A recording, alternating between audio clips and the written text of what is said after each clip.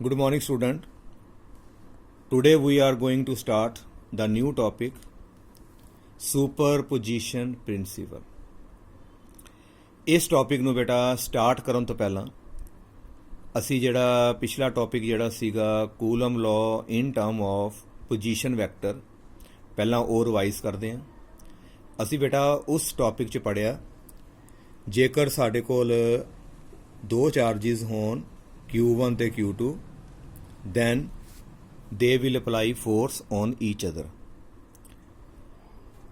Then F12 force on Q1 due to Q2, force on Q1 due to Q2 in free space is given by 1 over 4 pi epsilon naught, 1 over 4 pi epsilon naught Q1 Q2 divided by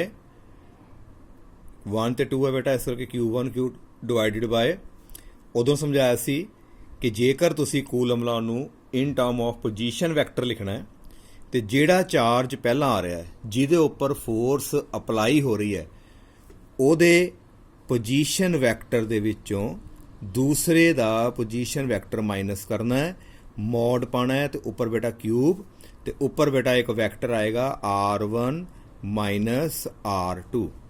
ਬੇਟਾ ਇਹ formula ਤੁਸੀਂ ਜਿਹੜਾ ਉਦੋਂ discuss ਕੀਤਾ ਕਿ force on Q1 due to Q2 is equal to 1 over 4 pi epsilon nought Q1 Q2 over R1 minus R2 mod ਦਾ cube R1 minus R2। Similarly ਜੇ 1 ਉੱਪਰ ਫੋਰਸ ਲੱਗੀ ਹੈ 2 ਕਰਕੇ ਅੰਡਰਸਟੂਡ ਹੈ ਬੇਟਾ 2 ਉੱਪਰ ਵੀ ਲੱਗੇਗੀ 1 ਕਰਕੇ ਤੇ ਇਹਦਾ ਵੀ ਤੁਹਾਨੂੰ ਮੈਂ ਬੇਟਾ ਪੂਰਾ ਡਿਟੇਲ 'ਚ ਪੜ੍ਹਾਇਆ ਕਿ ਫਾਰਮੂਲਾ ਕੀ ਆਏਗਾ 1 ਓਵਰ 4 ਪਾਈ ਐਪਸੀਲੋਨ ਨੋਟ।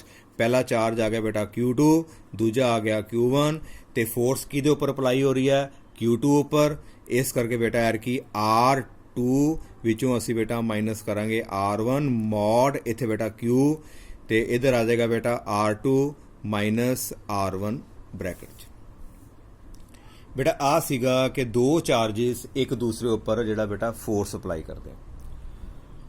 ਨਾਓ ਇਹ ਚੀਜ਼ ਤੁਹਾਨੂੰ ਦੱਸਣ ਦਾ ਬੇਟਾ ਮੇਨ ਮਕਸਦ ਇਹੀ ਸੀਗਾ ਕਿ ਜਦੋਂ ਅਸੀਂ ਸੁਪਰ ਪੋਜੀਸ਼ਨ ਵਾਲਾ ਜਿਹੜਾ ਆਰਟੀਕਲ ਪੜ੍ਹਨਾ ਹੈ ਉਹਦੇ ਵਿੱਚ ਬੇਟਾ ਸਾਨੂੰ ਆਹ ਚੀਜ਼ ਪਤਾ ਹੋਣੀ ਚਾਹੀਦੀ ਹੈ ਕਿ ਇਹ ਫਾਰਮੂਲੇ ਲਿਖਣੇ ਕਿਸ ਤਰ੍ਹਾਂ ਹੈ। F12 force on Q1 due to Q2, F21 force on Q2 due to Q1 and so on. Now let's start superposition principle. Suppose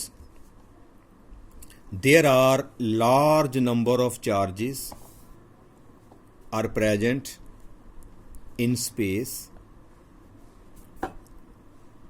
such that the name of the point charges are Q1 and Q2, Q3, so on, Q4 and Q last charge ਬੇਟਾ ਅਸੀਂ ਲਿਖ ਦਿੱਤਾ QN। Number of charges ਮੰਨ ਲਓ ਸਾਡੇ ਕੋਲ ਬੇਟਾ N charges ਨੇ, they are lying in space. ਜਿਹੜਾ ਚਾਰਜ ਬੇਟਾ ਸਾਡਾ Q1 ਹੈ ਇਹਦਾ ਪੋਜੀਸ਼ਨ ਵੈਕਟਰ ਬੇਟਾ ਅਸੀਂ ਡਰਾ ਕੀਤਾ, ਸਪੋਜ਼ ਇਟ ਇਜ਼ R1। ਜਿਹੜਾ ਚਾਰਜ Q2 ਹੈ ਪੁਆਇੰਟ ਉਹਦਾ ਪੋਜੀਸ਼ਨ ਵੈਕਟਰ ਜਿਹੜੀ ਓਰੀਜਨ ਤੋਂ ਉਹਦੀ ਪੋਜੀਸ਼ਨ ਦੱਸ ਰਿਹਾ ਉਹ R2। ਜਿਹੜਾ ਬੇਟਾ ਸਾਡਾ ਚਾਰਜ Q3 ਹੈ ਉਹਦਾ ਪੋਜੀਸ਼ਨ ਵੈਕਟਰ ਬੇਟਾ ਅਸੀਂ ਲਿਖ ਦਿੱਤਾ R3। ਇਸ ਤਰ੍ਹਾਂ ਬੇਟਾ ਲਾਸਟ ਚਾਰਜ ਜਿਹੜਾ ਹੈ ਸਾਡਾ ਮੰਨ ਲਓ ਸਪੋਜ਼ QN ਹੈ ਉਹਦਾ ਪੋਜੀਸ਼ਨ ਵੈਕਟਰ ਬੇਟਾ ਆਪਾਂ ਲਿਖਾਂਗੇ RN ਵੈਕਟਰ। ਬੇਟਾ ਇਕੱਲੇ ਚਾਰਜਿਸ ਨਹੀਂ ਹੈ, ਸੋ ਮੈਨੀ ਚਾਰਜਿਸ ਨੇ, ਅਸੀਂ ਕਹਿ ਦਿੱਤਾ N ਚਾਰਜਿਸ ਨੇ। ਅਸੀਂ ਡਾਇਗਰਾਮ ਦੇ ਵਿੱਚ ਸਿਰਫ 4 ਹੀ ਸ਼ੋ ਕੀਤੇ Q1 Q2 Q3 Q4 Q5 and so on. Last charge ਜਿਹੜਾ ਅਸੀਂ ਕਹਿ ਦਿੱਤਾ ਉਹ N ਚਾਰਜ ਹੈ। ਜੇ 10 ਚਾਰਜ ਹੋਣਗੇ ਤੇ ਲਾਸਟ Q10 ਹੋਏਗਾ, ਜੇ 15 ਚਾਰਜਿਸ ਹੋਣਗੇ ਤੇ ਲਾਸਟ Q15 ਹੋਏਗਾ। ਨਾਓ all charges are of same sign.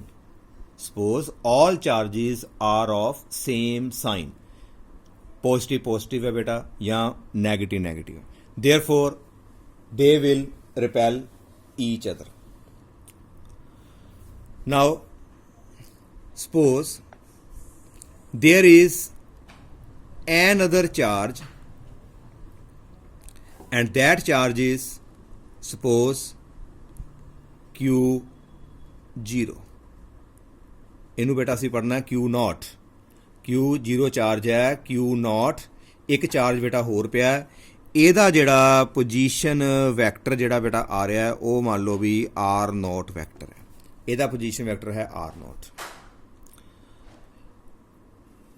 ਇਹ n ਚਾਰਜਿਸ ਨੇ, ਇੱਕ ਹੋਰ ਚਾਰਜ ਹੈ ਬੇਟਾ Q0। ਇਹ ਮੇਰਾ ਇੱਕ ਪਾਰਟੀਕੂਲਰ ਚਾਰਜ ਹੈ, ਸਭ ਦੇ ਬੇਟਾ ਸਾਈਨ ਸੇਮ। ਨਾਓ ਪਲੀਜ਼ ਟੈਲ, ਜਿਹੜਾ ਇਹ Q0 ਚਾਰਜ ਹੈ, ਇੱਕ ਪਾਰਟੀਕੂਲਰ ਚਾਰਜ, ਟੈਸਟ ਚਾਰਜ, ਇਹਦੇ ਉੱਪਰ ਕੌਣ ਫੋਰਸ ਅਪਲਾਈ ਕਰੇਗਾ ਬੇਟਾ? ਇਹਦੇ ਉੱਪਰ ਫੋਰਸ ਪਹਿਲਾਂ ਤਾਂ Q1 ਵੀ ਅਪਲਾਈ ਕਰੇਗਾ, ਇਹਦੇ ਉੱਪਰ ਫੋਰਸ ਜਿਹੜਾ ਬੇਟਾ Q2 ਵੀ ਅਪਲਾਈ ਕਰੇਗਾ, Q3 ਵੀ ਕਰੇਗਾ, Q4 ਵੀ ਕਰੇਗਾ, ਲਾਸਟ ਚਾਰਜ ਬੇਟਾ Qn ਉਹ ਵੀ ਇਹਦੇ ਉੱਪਰ ਬੇਟਾ ਫੋਰਸ ਅਪਲਾਈ ਕਰੇਗਾ। ਇਹਦਾ ਮਤਲਬ ਇਹਦੇ ਉੱਪਰ ਫੋਰਸ ਅਪਲਾਈ ਕਰਨ ਵਾਲਾ ਇੱਕ ਤੇ ਬੇਟਾ ਆ ਗਿਆ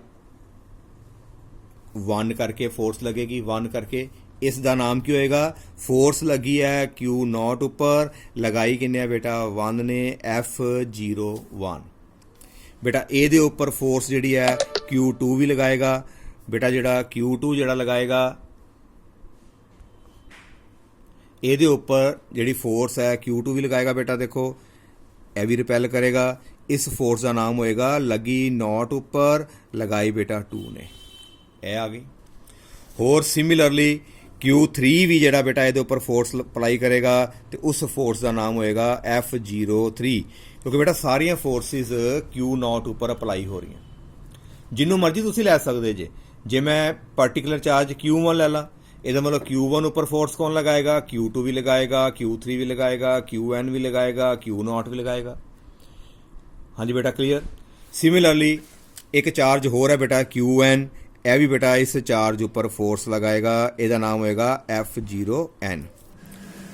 ਇਹਦਾ ਮਤਲਬ if number of charges are present then all the charges will apply the force on the given test charge Q0 and total force ਜਿਹੜੀ ਹੋਏਗੀ ਬੇਟਾ, ਜਿਹੜੀ ਟੋਟਲ ਫੋਰਸ ਅਸੀਂ ਕਹਾਂਗੇ ਜਿਹੜਾ Q0 ਉੱਪਰ ਟੋਟਲ ਫੋਰਸ ਹੈ ਉਹ ਕਿਹੜੀ ਹੋਏਗੀ? ਇਹਨਾਂ ਸਾਰੀਆਂ ਫੋਰਸਿਸ ਦਾ ਬੇਟਾ ਵੈਕਟਰ ਸਮ ਕਰ ਲਓ। ਇੱਕ ਆਏਗੀ F01 ਪਲੱਸ ਕਰ ਦਾਂਗੇ ਬੇਟਾ ਅਸੀਂ F02 ਪਲੱਸ ਕਰਾਂਗੇ ਵਿੱਚ F03 and so on plus last ਆ ਜਾਏਗੀ ਬੇਟਾ ਤੁਹਾਡੀ F0n। ਇਹ ਟੋਟਲ ਫੋਰਸ ਬੇਟਾ ਲੱਗ ਗਈ ਇੱਕ ਚਾਰਜ ਉੱਪਰ। ਕਿੰਨੇ ਲਗਾਈ? 1 ਨੇ ਲਗਾਈ, 2 ਨੇ ਲਗਾਈ, 3 ਨੇ ਲਗਾਈ, ਲਾਸਟ ਜਿਹੜਾ ਚਾਰਜ ਸੀ n ਉਹਨਾਂ ਸਾਰਿਆਂ ਨੇ ਬੇਟਾ ਤੇ ਫੋਰਸ ਲਗਾਤੀ। This is called superposition principle. Superposition principle ਜਿਹੜਾ ਟੌਪਿਕ ਸੀ ਸਾਡਾ, ਉਹਦਾ ਮਤਲਬ ਕੀ ਹੁੰਦਾ ਹੈ? If we have number of charges then number of charges ਤੇ ਹੈਗੇ ਨੇ ਤੇ ਇਹਨਾਂ ਸਾਰਿਆਂ ਵਿੱਚੋਂ ਬੇਟਾ ਇੱਕ ਐਸਾ ਚਾਰਜ ਜਿਹੜਾ ਮਰਜ਼ੀ ਪਕੜ ਲਓ, ਉਹਦੇ ਉੱਪਰ ਬਾਕੀ ਸਾਰੇ ਚਾਰजेस ਕੀ ਲਗਾਣਗੇ? ਫੋਰਸ ਲਗਾਣਗੇ। ਤੇ ਉਹ ਜਿਹੜੀ ਟੋਟਲ ਫੋਰਸ ਜਿਹੜੀ ਅਸੀਂ ਕੈਲਕੂਲੇਟ ਕਰਾਂਗੇ, ਉਹ ਕੈਲਕੂਲੇਟ ਕਿਵੇਂ ਕਰਾਂਗੇ? ਉਹ ਸਾਰੀ ਫੋਰਸਿਸ ਦਾ ਵੈਕਟਰ ਸਮ ਕਰ ਲਓ। This is called superposition principle. ਤੇ ਬੇਟਾ ਇਹਦੀ ਡੈਫੀਨੇਸ਼ਨ ਜਿਹੜੀ ਹੈ ਮੈਂ ਲਾਸਟ ਵਿੱਚ ਲਿਖਦਾ। ਆਓ ਪਹਿਲਾਂ ਅਸੀਂ ਇਹਨਾਂ ਦੀ ਵੈਲਿਊ ਭਰੀਏ। ਨਾਓ ਬੇਟਾ F0 ਟੋਟਲ ਫੋਰਸ ਬੇਟਾ F01 ਯਾਦ ਕਰੋ, ਜਿਹੜਾ ਟੌਪਿਕ ਮੈਂ ਉੱਪਰ ਵੀ ਡਿਸਕਸ ਕੀਤਾ ਕਿ ਇਨ ਟਰਮ ਆਫ ਪੋਜੀਸ਼ਨ ਵੈਕਟਰ 'ਚ ਵੈਲਿਊ ਕਿਵੇਂ ਲਿਖਾਂਗੇ? 1/4 ਪਾਈ ਐਪਸਾਈਲੋਨ ਨੋਟ। ਤੇ ਬੇਟਾ ਇਸ ਤੋਂ ਬਾਅਦ ਚਾਰजेस ਕਿਹੜੇ ਨੇ? ਦੇਖੋ ਬੇਟਾ ਇੱਕ ਚਾਰਜ Q0, ਇੱਕ ਚਾਰਜ Q1 ਤੇ ਜਿਹਦੇ ਤੇ ਫੋਰਸ ਲੱਗ ਰਹੀ ਹੈ ਉਹਦਾ ਪੋਜੀਸ਼ਨ ਵੈਕਟਰ ਅਸੀਂ ਬੇਟਾ ਪਹਿਲਾਂ ਲਿਖਾਂਗੇ, ਦੂਸਰਾ ਵਿੱਚੋਂ ਮਾਈਨਸ ਕਰਕੇ ਮੋਡ ਦਾ ਕਿਊਬ ਤੇ ਉੱਪਰ ਵੀ ਕੀ ਆਏਗਾ ਬ੍ਰੈਕਟ ਵਿੱਚ R0 ਮਾਈਨਸ R1। ਅੱਗੇ ਆ ਗਿਆ ਬੇਟਾ ਪਲੱਸ, ਇਹਦਾ ਬੇਟਾ ਆਪ ਲਿਖ ਸਕਦੇ ਜੇ 1/4 ਪਾਈ ਐਪਸਾਈਲੋਨ ਨੋਟ। ਚਾਰजेस ਕਿਹੜੇ ਨੇ? Q0 ਉੱਪਰ ਫੋਰਸ ਲੱਗੀ, ਲਗਾਈ ਕਿੰਨੇ ਆ? Q2 ਨੇ, ਡਿਵਾਈਡਡ ਬਾਏ ਕਿਹਦਾ ਪੋਜੀਸ਼ਨ ਵੈਕਟਰ ਪਹਿਲਾਂ ਆਏਗਾ? ਜਿਹਦੇ ਉੱਪਰ ਫੋਰਸ ਲੱਗ ਗਈ R0 ਮਾਈਨਸ R2 ਮੋਡ ਦਾ ਬੇਟਾ ਕਿਊਬ, ਉੱਪਰ ਆ ਜਾਏਗਾ ਬੇਟਾ R0 ਮਾਈਨਸ R2 ਪਲੱਸ। ਬੇਟਾ ਇਸ ਤਰ੍ਹਾਂ ਹੀ ਚੱਲਦੀ ਜਾਏਗੀ ਕੁਐਸਚਨ। ਅਸੀਂ ਹੁਣ ਲਾਸਟ ਲਿਖ ਲੈਂਦੇ ਹਾਂ 1/4 ਪਾਈ ਐਪਸਾਈਲੋਨ ਨੋਟ Q0 ਤੇ Qn ਤੇ divided by R0 minus Rn mod cube R0 ਤੇ ਬੇਟਾ ਆ ਗਿਆ ਤੁਹਾਡੇ ਕੋਲ ਮਾਈਨਸ Rn। ਇਹ ਸਾਰੀ ਬੇਟਾ ਵੈਲਿਊ ਅਸੀਂ ਵਿੱਚ ਫਿਲ ਕਰ ਦਿੱਤੀ। ਜਿਹੜੀ ਚੀਜ਼ ਵਿੱਚੋਂ ਕਾਮਨ ਹੈ ਉਹ ਸਾਰੇ ਨੂੰ ਬਾਹਰ ਕੱਢ ਦਿੰਦੇ ਆ। ਬੇਟਾ ਪਹਿਲੀ ਗੱਲ ਤੇ 1/4 ਪਾਈ ਐਪਸਾਈਲਨ ਨੋਟ ਕਾਮਨ ਆ ਗਿਆ। ਬੇਟਾ Q ਨੋਟ ਸਾਰੇ ਵਿੱਚ ਆ ਰਿਹਾ, ਇਹਨੂੰ ਵੀ ਬੇਟਾ ਅਸੀਂ ਬਾਹਰ ਹੀ ਕੱਢ ਦਿੱਤਾ, ਇੱਥੇ ਲਿਖ ਦਿੱਤਾ Q0/4 ਪਾਈ ਐਪਸਾਈਲਨ ਨੋਟ, ਇੱਥੇ ਬ੍ਰੈਕਟ ਆ ਗਈ। ਬੇਟਾ ਅੰਦਰ ਬਚੀ ਜਿਹੜੀ ਵੈਲਿਊ, ਅੰਦਰ ਬਚ ਗਿਆ Q1 divided by R0 minus R1 mod cube, ਫਿਰ ਆ ਗਿਆ R0 ਮਾਈਨਸ R1 प्लस आ बेटा वैल्यू बाहर चली गई, Q0 बाहर चला गया। आगे आ गया बेटा Q2 R0 minus R2 mod the cube, R0 minus R2 plus last बेटा जी वैल्यू आ जाएगी प्लस पा के वो आ जाएगी बेटा QN divided by R0 minus RN mod the cube, ऊपर आ जाएगा बेटा R0 माइनस RN ब्रैकेट बंद। बेटा किन्नियां ज़्यादा इक्वेशनस ने, N इक्वेशनस होणगियां क्योंकि N चार्जिस सीगे ते एक चार्ज Q0 वखरा सी, ਇਹਦੇ ਉੱਪਰ N चार्जिस ने फोर्स लगाई है। ਇਹ टोटल बेटा जिन्नियां सारियां इक्वेशन किन्नियां ने total N।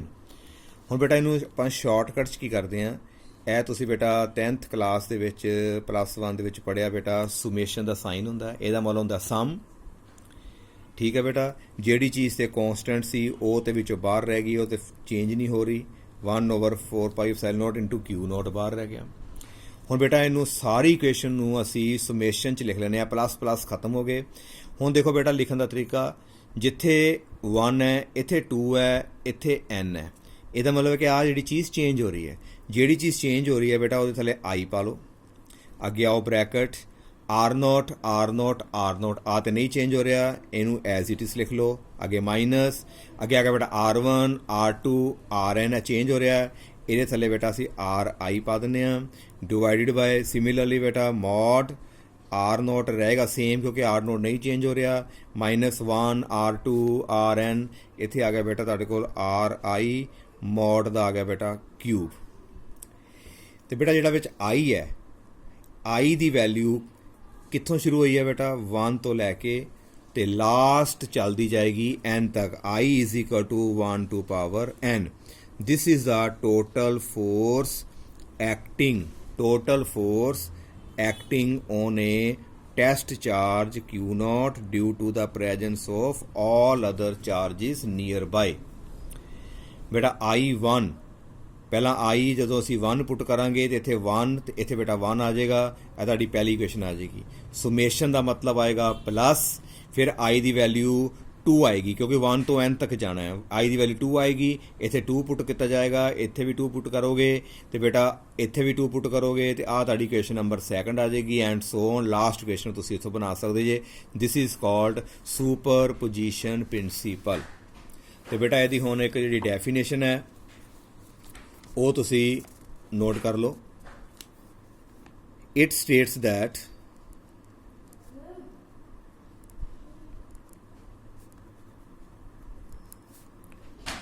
if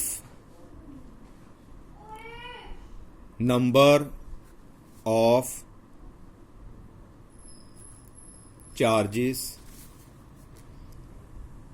are present very close to each other, very close to each other, then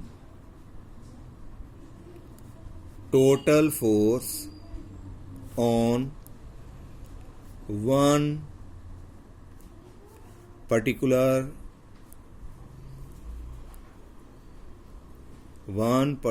charge, say ਅਸੀਂ ਬੇਟਾ ਡਾਇਗਰਾਮ 'ਚ Q0 ਕਿਹਾ ਸੀ, particular one particular charge Q0 will be